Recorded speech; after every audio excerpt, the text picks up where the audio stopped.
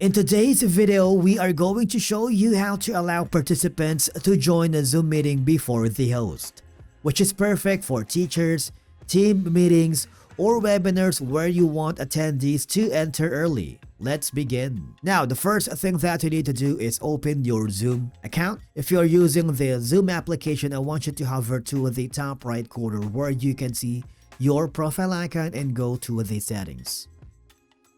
This will pop up a new window, and from here hover down to where it says my account and go to click the edit my profile. This will forward you to the browser wherein all I have to do is very simple. Go to the settings, go to where it says meeting, and then hover to where it says schedule meeting. For you to be able to allow participants to join before host, all I have to do is very simple. Click the button here or toggle on the button to turn it on, and basically your settings have been updated. Now you'll be able to allow participants to join before the hosts.